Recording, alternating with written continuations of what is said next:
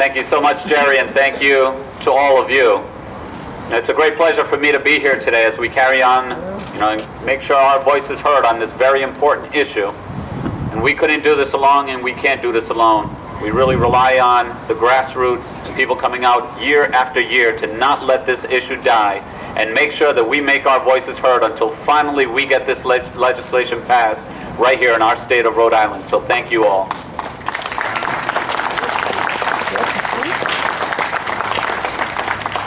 I want to recognize my colleagues in elected government who are here. Representative Aaron Berg, Councilman David Salvatore, Councilman Michael Coria, Representative Edie Aiello, Representative and bill sponsor Teresa Tanzi,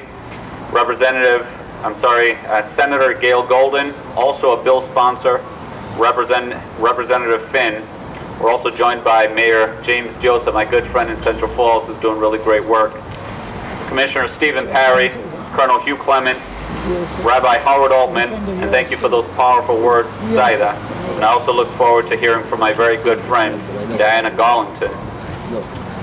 So, for me it's a great pleasure and an honor to be here today for all of the reasons that have already been mentioned, but I want to make sure that we continue to bring attention to this important issue.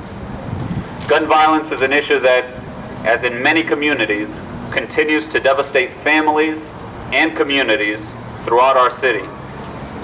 Both in my personal life and as mayor, I've seen the destructive effect that guns can have in our neighborhoods. And frankly, the problem is too great not to act with every possible avenue and measure that's available to us. That's why here in the city of Providence, working with community members, I've taken action and have formed, through an executive order, a gun violence advisory task force. And we meet regularly and we strategize of different ways to address the gun violence issue. Also working with Mayor Marty Walsh from Boston, we recently held a New England regional summit on gun violence, because the truth is that guns, and especially illegal guns, they don't respect municipal or state borders.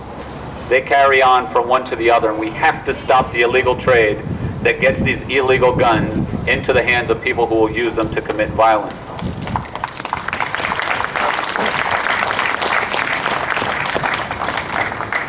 And most certainly this isn't something that the city on its own can take credit. It's really something that all of the advocates, all of the organizations, all of the people really deserve the credit for it. And I somewhat hesitate to say that, by speaking with the rabbi just earlier, he urged me to let this be known, that so far this year we have not had one homicide in the city of Providence, and that is a great accomplishment for the community.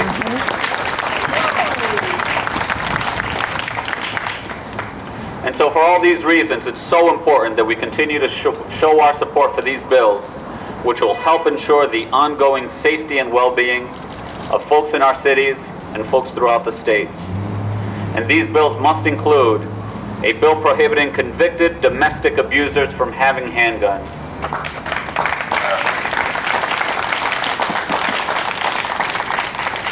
This is just common sense.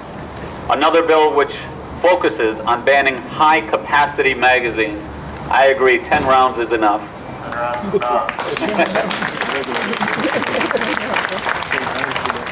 And we also have a bill proposed to keep students safe by helping keep guns out of schools. Again, these are common sense measures that any city and any community should take and should support.